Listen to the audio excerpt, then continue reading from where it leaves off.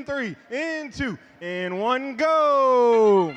First 15 seconds pre-programmed and autonomous as per usual. Team 447, Team Roboto, just shy of delivering that coral and picking up their algae, but they do get points, those 3 points for movement.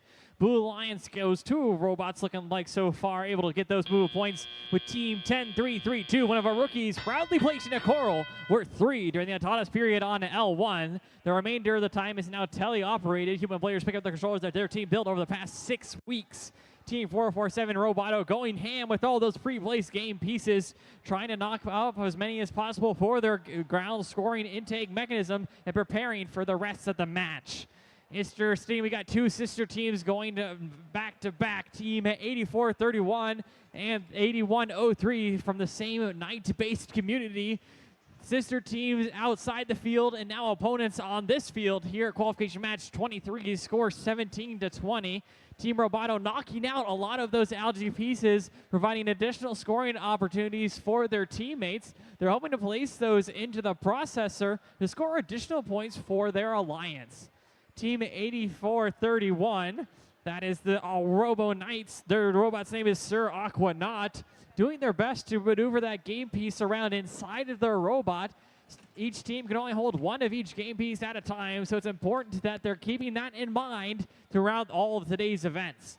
Just over a minute remaining in the match. We'll have to see what each of the teams do with their remaining time. CryoFoss, Team 1555, swiftly maneuvering around those cages hanging in their way, showing off their swerve drive mechanism, allowing them for more swift movement around the field of play. Some bumper-and-bumper action here on the red side. Teams maneuvering to potentially prevent their opponents from scoring additional game piece points. That it's allowed as long as that contact time is kept to a minimum. Time winding down, only 40 seconds remaining in the match. Scores 19, excuse me.